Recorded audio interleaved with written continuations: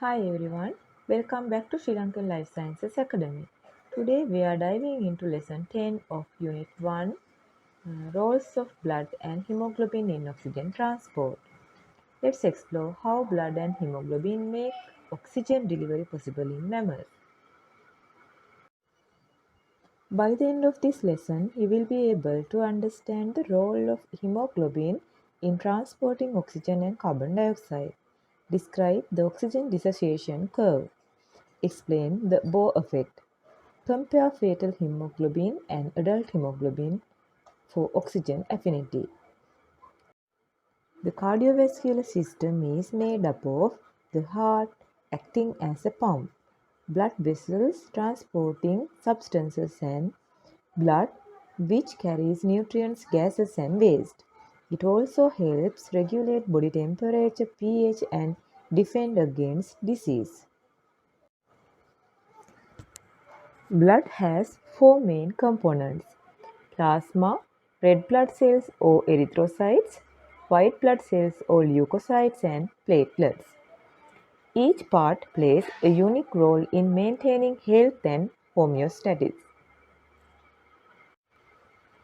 Each part plays a unique role in maintaining health and homeostasis.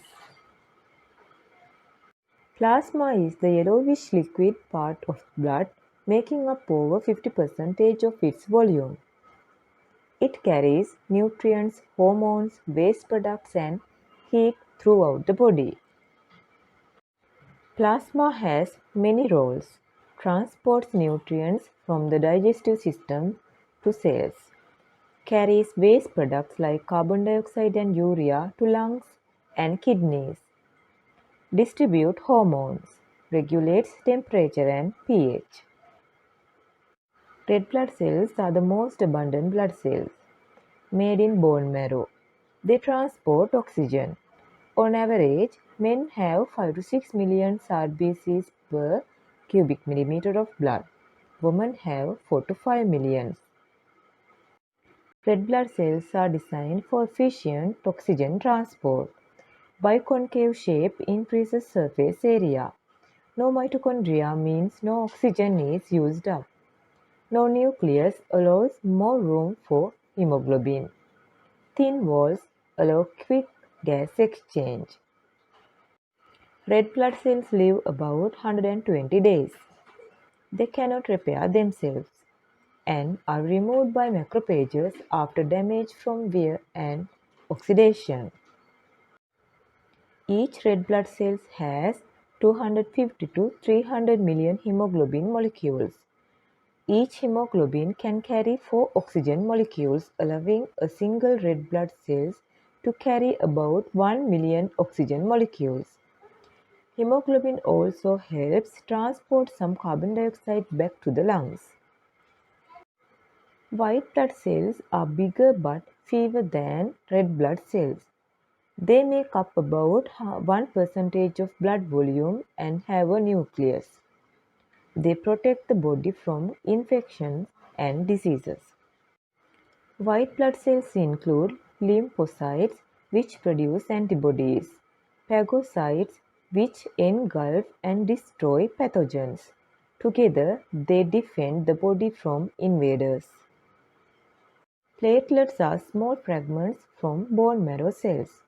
They help form blood clots and prevent excessive bleeding when vessels are damaged. Let's now look at how oxygen is picked up in the lungs and delivered to tissues, a key job of hemoglobin. Hemoglobin is a large protein with 4 polypeptide chains. Each chain has an iron-containing heme group that binds oxygen reversibly. This forms oxyhemoglobin. In the lungs, oxygen diffuses into red blood cells and binds to hemoglobin. This keeps cytoplasmic oxygen low, maintaining a strong gradient for gas exchange. Oxygen moves from alveoli to red blood cells because of a concentration gradient. Once inside, it binds with hemoglobin, maintaining low oxygen levels in RBC cytoplasm. When the first oxygen molecule binds to hemoglobin, it changes shape, making it easier for the next molecules to bind. This is called cooperative binding. In tissues, the oxygen concentration is low, so oxygen diffuses from red blood cells into cells. At rest, only 25% of oxygen is released. During activity, up to 75% is released. Hemoglobin can quickly pick up or release oxygen depending on changes in oxygen levels. It's very responsive to even small changes. Partial pressure is the pressure one gas exerts in a mixture. In lungs, partial pressure of oxygen is 100 mercury millimeter. Carbon dioxide partial pressure is 40 mercury millimeter. In resting tissue, partial pressure of oxygen is 40 mercury millimeter and carbon dioxide 45 mercury millimeter. This difference drives gas exchange. The oxygen dissociation curve shows how much oxygen is bound to hemoglobin at various oxygen levels. It forms a sigmoid shape due to cooperative binding. At low oxygen levels, hemoglobin binds less oxygen. As oxygen increases, more oxygen binds easily. At high levels, nearly all hemoglobin becomes saturated. At low partial pressures of oxygen, hemoglobin is not fully saturated. At high partial pressure of oxygen, it becomes almost completely saturated. This ensures efficient oxygen uptake in lungs and release in tissues. Carbon dioxide diffuses into the blood from tissues. Inside red blood cells, carbon dioxide reacts with water to form carbonic acid, catalyzed by carbonic anhydrase. It then dissociates into H plus ions and bicarbonate ions. About 5% of carbon dioxide stays dissolved in plasma. Around 10 to 20% binds with hemoglobin to form carboaminohemoglobin. Most carbon dioxide is carried as bicarbonate ions. In tissues, carbon dioxide enters red blood cells and forms bicarbonate. In lungs, the reaction reverses. Carbon dioxide is released and exhaled. High carbon dioxide levels in tissues reduce hemoglobin oxygen affinity, so oxygen is released more easily.